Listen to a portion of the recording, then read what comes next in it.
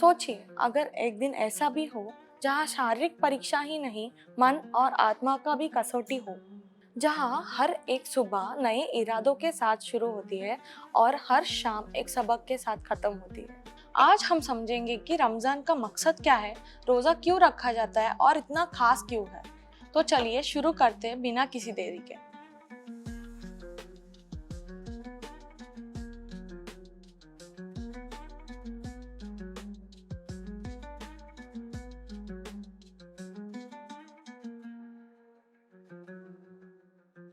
नमस्कार, और मैं हूँ पूजा। हम बात करेंगे रमजान के उस गहरे मतलब की जो सिर्फ एक महीने तक ही सीमित नहीं बल्कि पूरे जिंदगी को रोशन करता है। आखिर रोजा सिर्फ एक रिवाज है या अंधे का ताकत जो इंसान को बदलने का और एक मौका देती है। चले आज इस बात पर हम डिस्कस करेंगे। रमजान का असल मतलब क्या है।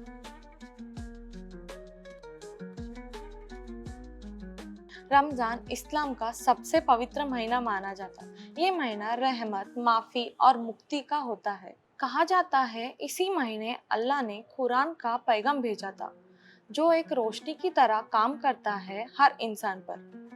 इसी महीने में शैतान को कैद किया जाता है क्योंकि हर एक इंसान को अपनी गलती पर सुधार कर सके। लेकिन सिर्फ यही नहीं, रमजान का महीना शुक्र, सब्र और इंसानियत का भी होता है। ये ऐसा वक्त है जहाँ छोटी छोटी आदतों को नई शुरुआत देता है।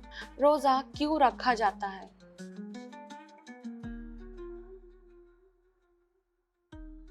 रोजा सिर्फ भूख या प्यास सहने की ताकत नहीं बल्कि इंसान को अंदर से मजबूत करता है। सब्र और सेल्फ कंट्रोल। जब हम पूरा दिन बिना खाए रहते हैं तब हमारे सब्र और इरादों की परीक्षा ली जाती है। तभी हमें समझ आता है कि जिंदगी एक छोटी छोटी ख्वाहिशों के लिए नहीं, पूरे नफ्स को कंट्रोल करने के लिए रहती है। शुक्र और एम्पैथी। जिस दिन हम भूख प्यास को महसूस करते हैं उन दिन हम गरीबों की याद करते हुए जो लोग भूख से रोज लड़ते हैं। ईमान और इबादत। रमजान और रोजा सिर्फ भूख और प्यास ही नहीं बल्कि गलत कामों से दूर भी रहना है। इस महीने नमाज, कुरान की तिलावत और दुआओं के अलग महत्व रहता है। रोजा को रोजा क्यों कहा जाता है।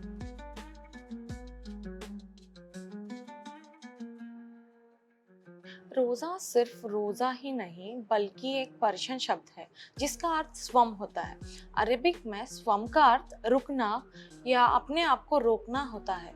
ये सिर्फ खाने पीने से रुकने नहीं बल्कि गलत आचारों, विचारों या बातों से अपने आप को दूर रखना होता है। रोजा एक ट्रेनिंग की तरह होता है जो अपने आप को डिसिप्लिन एंड कंट्रोल भी सिखाता है। रमजान के महीने में क्या खाया जाता है।